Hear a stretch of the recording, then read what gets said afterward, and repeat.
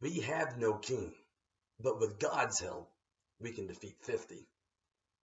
Hello, my name is Coulter Wickerham, and I'm going to share with you today the story of the five-king coalition. It's adapted from the Jewish scriptures. Adonai-Bezek was king of Jebus, a powerful and famous ancient Near Eastern city. It was a time of great turmoil, and so Adonai-Bezek wasn't sure what would be the next nation to rise or fall. There was one nation in particular that the ancient sources say caused the hearts of many to melt within them. It was the Jewish nation, who had supposedly been miraculously delivered from the powerful Egyptians with the help of their God.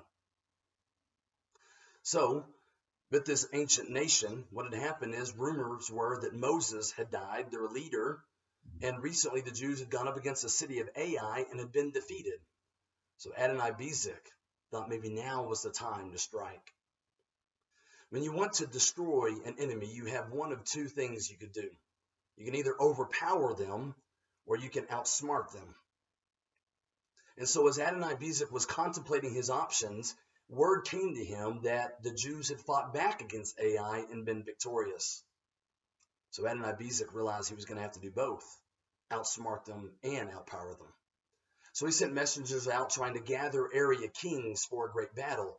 He had 4 that said yes, but then there was one, the king of the Gibeonites. He said no.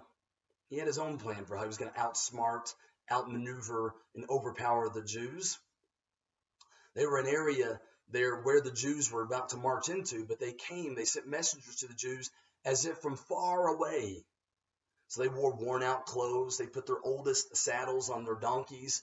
They had sandals that were falling apart. Their wineskins that would hold the water was cracked open and for no good. And they came to the Jews and they said, and they even had bread that was old and crumbly. And they came to the Jews and they said, we are from far away.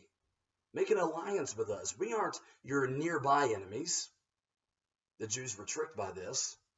And when Adonai-Bezek heard this, he was indignant. So he gathered the 5-king coalition and he said, we're going to go to war, but not against the Jews. We're going to go to war against the Gibeonites. And so they did.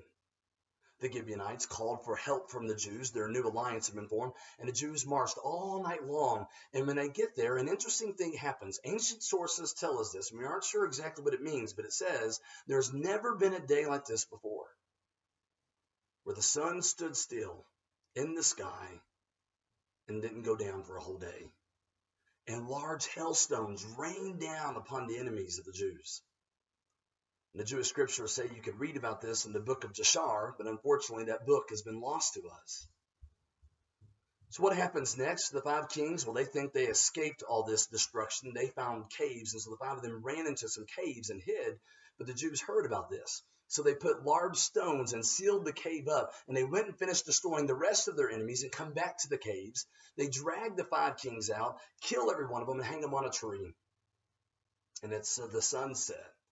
They took the bodies down and threw them back into the caves and sealed it up. And as they did, the new Jewish leader, Joshua, son of Nun, said to them all, we may have no king, but with God's help, we can defeat 50. Thank you for listening, and be careful who you have a quibble with.